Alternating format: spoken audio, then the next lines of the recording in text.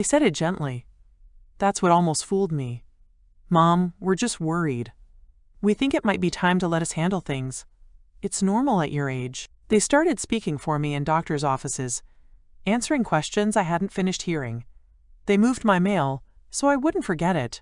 They changed passwords for my safety. They asked me to sign papers I'd already signed once before. And when I hesitated, they looked at each other in that quiet way that says, she doesn't understand anymore. That's when I realized something terrifying. They weren't afraid I was losing my mind. They were counting on it. Or at least, counting on everyone else believing I had. So I did the one thing they never expected. I let them think they were right. I asked the same questions twice. I pretended to forget dates. I smiled when they explained my own life back to me. Because when people believe you're unfit, they stop being careful. They didn't know I was keeping records. They didn't know I had already spoken to a lawyer. They didn't know the ending had been rewritten. I never raised my voice. I never accused anyone. I let the court do that for me. So let me tell you how it actually happened. I was 71 when my husband died. 47 years together doesn't end in chaos. It ends quietly. His chair stayed where it always had been. His shoes waited by the door like he might still come back for them. The house felt too large for my breathing. I wasn't helpless. But I was tired in a way sleep doesn't fix. That's when my children stepped in. 3 of them. All grown. All convinced they knew what was best. The oldest came first. He always did. I'll help with the paperwork, Mom, he said, already stacking envelopes on the table. You shouldn't be dealing with this right now. I was grateful. Gratitude, I would later learn, can be dangerous when you don't question it. The middle one checked in daily. Calls, texts, reminders. Did you eat? Did you take your meds? Do you remember your appointment tomorrow? I did. But I thanked them anyway. The youngest said the least. He watched. That should have told me something. It told me I shouldn't be alone so soon after losing my husband, that the house was too quiet, too big, too much responsibility. I didn't argue. I thought they were protecting me. I moved into my oldest son's guest room with 2 suitcases and a lifetime of trust. At first, everything felt supportive. Meals appeared without asking. Bills were handled. Appointments scheduled. I didn't notice right away when choices stopped being mine. My checkbook disappeared. Just to keep it safe, mail was rerouted. So nothing important gets missed. When I asked where something was, they'd say, "Oh, we already took care of that." Already. That word began showing up everywhere. I told myself this was what families do. They take care of each other. But slowly, I started noticing how often conversations happened about me, without me. In the kitchen, behind closed doors, in hushed tones that stopped when I entered the room. One afternoon, I walked into the living room and heard my oldest say, "If we wait too long, it gets complicated." They didn't hear me. I stood there, holding the door frame, and understood something that made my chest go cold. They weren't planning with me.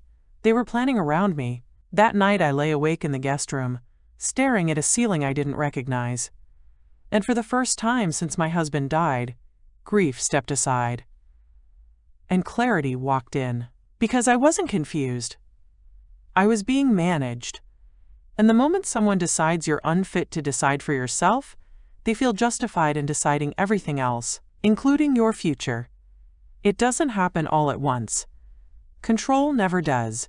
It arrives politely, wearing concern like a well-pressed jacket. At first, they still asked, "Mom, do you want chicken or fish tonight? Would you rather go to the doctor on Tuesday or Thursday?" Small choices, safe choices. But even those questions started to feel rehearsed.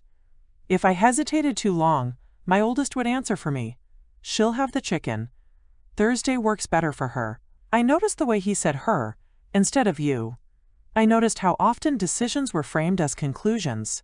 One morning I went looking for my purse. It wasn't where I'd left it. "I think we should keep that in the hall closet," my middle child said, smiling. "So you don't misplace it." I didn't misplace it, but I nodded anyway. That was the first time I chose silence on purpose. Because something in me had begun to understand the rules of this new game. If I protested too soon, they would tighten their grip. If I stayed calm, they would grow careless. So I let them. I asked the same question twice at breakfast. Not because I forgot, but because I wanted to see their reaction. They exchanged a glance. There it was. That look again. The look people give when they think they've just been proven right. From that moment on, the tone shifted. They spoke slower. Louder. They explained things that didn't need explaining. "Mom, this is your calendar," my oldest said once, tapping the paper like I was a child. "These are your bills. This is your medication." I watched him carefully. He wasn't cruel, that was the worst part. He truly believed he was being responsible. And responsibility, when mixed with entitlement, can become something dangerous. They stopped giving me full information, just summaries. "We took care of it. You don't need to worry about that. It's already handled." I began hearing those words more often than my own opinions. One afternoon, I asked to see my bank statements. There was a pause, a very small pause, but long enough. "Why?" he asked. The question itself told me everything. Because children don't ask why when a parent wants to see their own money. That night, after everyone went to bed, I sat at the edge of the guest bed and took inventory, not of my belongings, of my freedoms. I couldn't drive without asking. I couldn't spend without approval. I couldn't receive mail without it being filtered. And worst of all, they had started keeping records on me. A list on the fridge. Meds taken. Mood. Appetite. It looked harmless. Medical even. But I knew better. Documentation only matters when someone plans to use it. A few days later, I overheard my middle child on the phone. "She gets confused sometimes," she said softly. "No, not dangerous, just forgetful. We're managing it." Managing. Not helping, not supporting, managing. That word sat heavy in my chest. Because management implies authority. And authority requires permission. I had given none. Still, I didn't confront them. Instead, I began doing something very quiet. I started remembering everything. Dates. Times. Who said what. I kept a small notebook hidden in the lining of my suitcase. Every change, every restriction, every for your own good, because I wasn't preparing for an argument. I was preparing for proof. And proof needs patience. The next thing they brought up confirmed my fear. Power of attorney. They didn't call it that at first. They called it a backup plan, just in case. They waited for a good day. That's how you know something is calculated. I was laughing in the kitchen when my oldest mentioned it. Coffee warm in my hands. Sunlight on the counter. "Mom, we should probably talk about something," he said casually. That tone. The one that pretends nothing important is coming. He placed a folder on the table between us. Neat. Organized. Labeled. "Just standard stuff," he said. "Everyone our age is doing it with their parents." Our age. I opened the folder slowly. Words like capacity and authorization stared back at me. Power of attorney. But they didn't say that part out loud. "This doesn't mean anything changes," my middle child added quickly. "It's just protection." Protection for whom? They told me stories. Neighbors. Friends. Articles they'd read. People lose things. Scammers target seniors. Doctors take you more seriously when family's involved. They spoke in plural. We. Us. Together. The youngest leaned against the doorway, arms crossed, watching. He finally spoke. "It's better to do it now, Mom, while you're still clear." Still. Clear. As if clarity had an expiration date. I felt something tighten inside me, not fear. Anger would have been easier. This was disappointment. Because they weren't asking for help.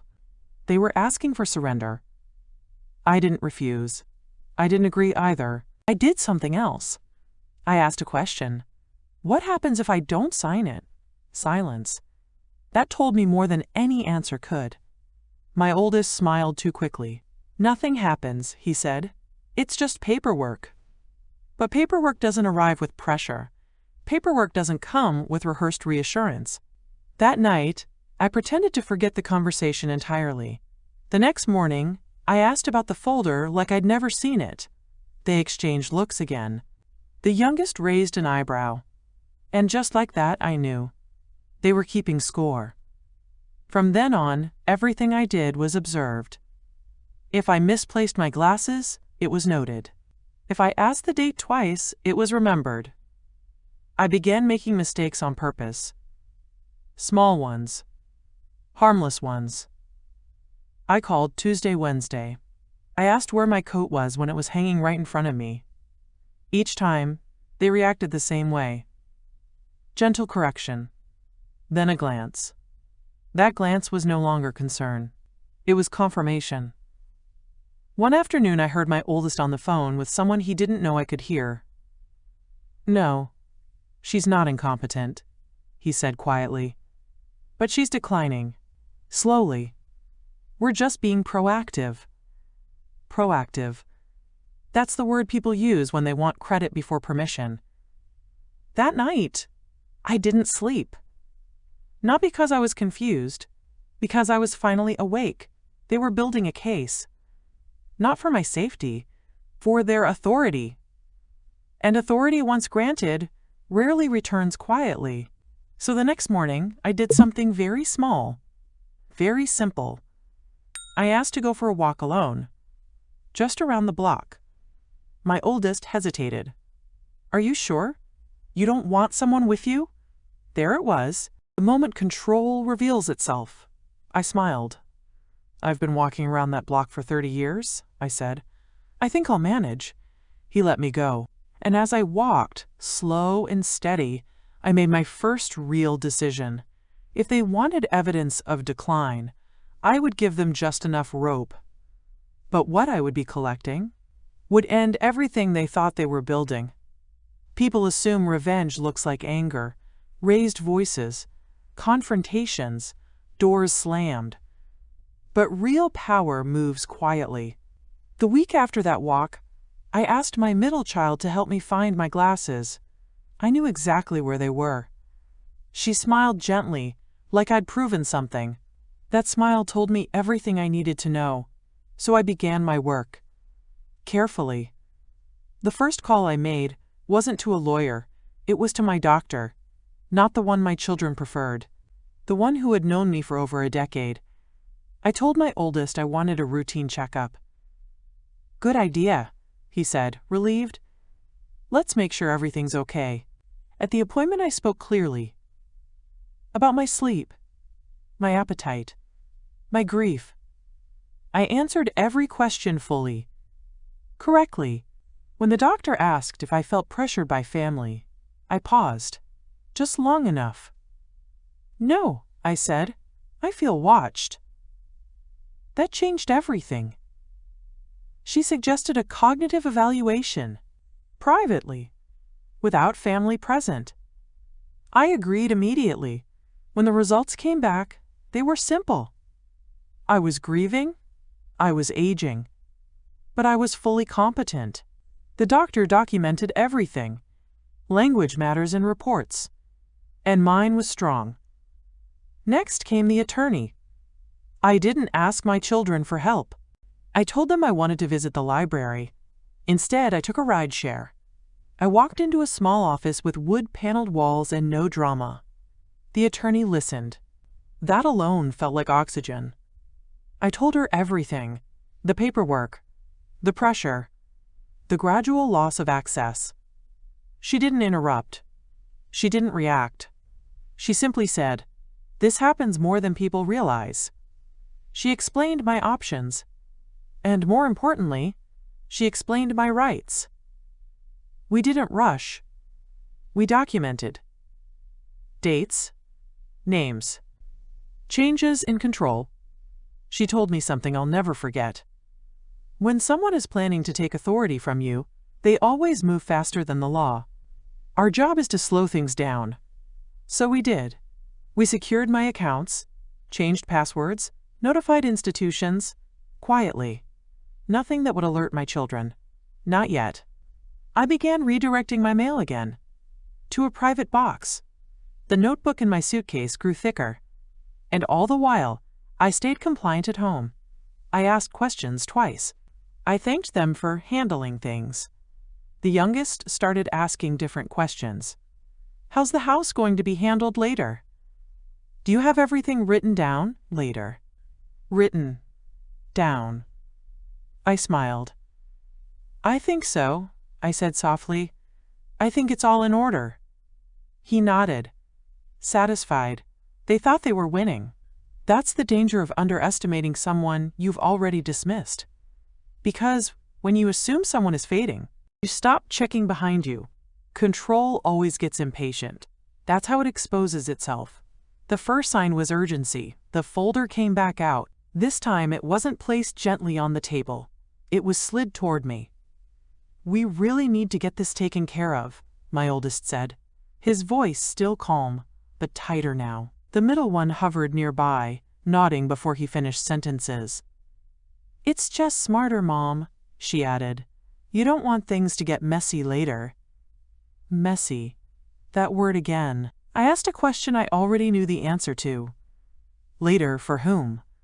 They both smiled. But it didn't reach their eyes. The youngest wasn't in the room this time. That worried me more than if he had been. Because when the quiet ones disappear, it's usually because they're already counting outcomes. They began scheduling things without telling me. Doctor's visits I hadn't agreed to. Meetings I was expected to attend but hadn't been informed about.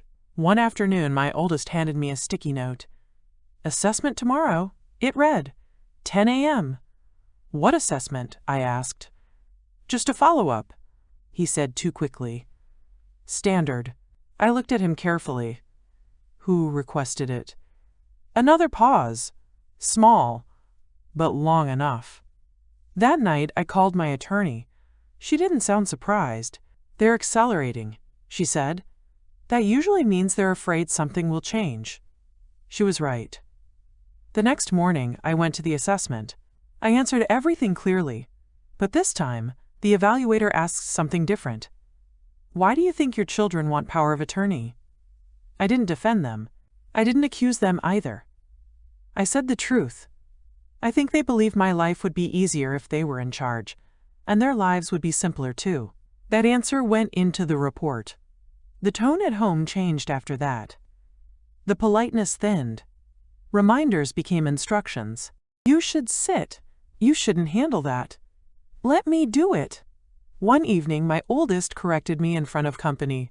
No, Mom, that's not right, he said, laughing lightly. You're mixing things up again. I wasn't. But I let it go. Because the more they corrected me publicly, the clearer the pattern became. And patterns matter. Then came the mistake. The one they couldn't undo. My youngest asked me a question he thought was harmless. Have you decided how the house will be divided? He said, leaning casually against the counter. Not if. How? I looked at him.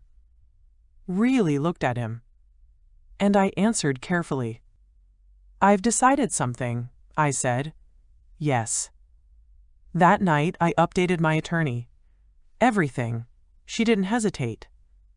It's time, she said. They've crossed from concern into coercion. I didn't feel triumphant. I felt tired.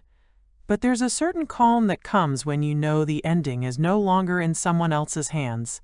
The next step wouldn't be loud. There would be no confrontation at the dinner table. No dramatic speech.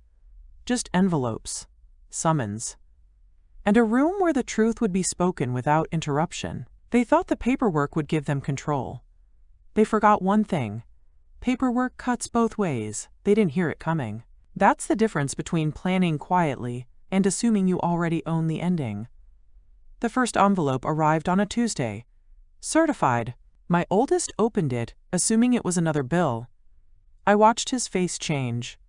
Just slightly. What is it? My middle child asked. He didn't answer right away. He read it again. Slower this time. Then he folded the paper carefully and placed it back inside like it might bite him. "It's nothing," he said. "Probably a mistake." It wasn't. By the end of the week, they had all received one. Not accusations, not threats, not drama, just notice. A formal challenge to the power of attorney process, a request for review, a scheduled hearing. Their names were printed clearly. So was mine. I didn't explain. I didn't defend myself. I continued making tea in the morning, watching the news in the evening. The house felt different now, not tense, uncertain. They started whispering again, but this time with urgency. Phone calls behind closed doors. Legal language being thrown around without understanding. "What did you tell someone?" my oldest finally asked. I looked up from my book. "I told the truth," I said. That was all. He didn't raise his voice. That surprised me. He tried reason instead. "Mom, this is unnecessary," he said. "We were just trying to help." Help doesn't need consent? Help doesn't require documentation? I didn't argue. I let the hearing speak for me. The courtroom wasn't dramatic. No gasps. No shouting. Just a judge. A table. And facts. My attorney spoke calmly. About patterns. About access. About pressure. Medical evaluations were submitted. Clear. Recent. Unquestionable. Then the children spoke. One by one. They contradicted each other without realizing it. Concern blurred into control. Protection slipped into entitlement. The youngest stayed quiet. Until he was asked one question. "When did you first discuss inheritance?" He answered honestly. He thought honesty would help him. "It's just planning," he said. "We didn't want things to get complicated later." The judge nodded, then said something I'll never forget. "Planning is not authority, and concern does not remove consent." The power of attorney attempt was suspended, then revoked, formally, legally. My autonomy restored in ink. I felt something then. Not relief. Recognition. For the first time in months, someone in that room saw me exactly as I was. Capable. Aware. Present. My children didn't look at me as we left. They were too busy realizing something had slipped beyond their reach. They thought the court was the end. They were wrong. The court was just the beginning. Because while they were busy defending themselves, I had already made sure there would be nothing left to take. They assumed the hearing was the battle. That was their mistake. Because while they were preparing to defend their intentions, I had already protected my future. The trust had been created weeks earlier. Not in anger. Not in retaliation. In clarity. An irrevocable trust. The kind that doesn't bend under pressure. The kind that doesn't answer to guilt, persuasion, or apology. A neutral third party was named trustee. Someone with no history, no loyalties, no leverage. My house was transferred, my savings secured, my investments reorganized, everything documented, everything legal, nothing emotional. The children didn't know yet. They found out in stages. The oldest discovered first. He tried to access an account he thought he managed. He couldn't. He assumed it was an error. It wasn't. He called the bank. Then the attorney. Then me. "Why wasn't I told about this?" he asked, trying to sound calm. I didn't raise my voice. "Because it wasn't your decision," I said. The middle one cried. That surprised me. She said she felt hurt. Excluded. "I thought we were a team," she said. I listened. Then I answered. "A team requires consent," I said. "And I don't remember giving mine." The youngest said nothing. He just stopped calling. That told me everything. Then came the letters, each one carefully written. Not emotional, not accusatory. Explanatory. The oldest was removed as executor. His portion was restructured. Conditional, delayed, supervised. Not punishment. Protection. The middle child's inheritance remained, but limited. Enough to be fair. Not enough to control. The youngest received nothing directly. His share was redirected into accounts for the grandchildren, education, healthcare, future security, money he could never touch. That was the only decision that hurt. Not because I doubted it, but because it confirmed something I had already known. He had been waiting for me to disappear. When the dust settled, no one yelled. No one demanded explanations. They just recalculated. The house grew quiet again, but this time, it wasn't grief that filled the silence. It was space. I moved back into my home. My home. I arranged the furniture the way I liked it. Not for safety, for comfort. I made tea when I wanted, walked when I wanted, spent when I wanted. Autonomy doesn't arrive with applause. It arrives with peace. And peace, I learned, is the truest form of revenge. I still see my children, just not the way I used to. Birthdays come with polite calls. Holidays are negotiated carefully. No one raises difficult topics anymore. They're careful now, not because they understand me better, but because they understand boundaries. I don't explain myself. I don't revisit the court. I don't justify the trust. Time has a way of explaining things more clearly than words ever could. Sometimes, late in the evening, I sit in the same chair my husband used to sit in. The house is quiet again. But this time, it doesn't feel empty. It feels settled. I think about how easily grief can make you hand over pieces of yourself. How kindness, when mixed with entitlement, can quietly turn into possession. And I think about how power doesn't always announce itself. Sometimes it arrives with soup, with folded laundry, with concern, in a gentle voice. If you're listening to this and something feels familiar, if help has started to feel like supervision, if love has begun to feel conditional, if your choices are being reframed as mistakes, pause. You don't need to argue. You don't need to accuse. You just need to remember this. Your clarity does not expire because someone else finds it inconvenient. I didn't win anything. I reclaimed something. My voice, my name, my life. And when I finally turn off the lights at night, I sleep knowing this. I was never unfit.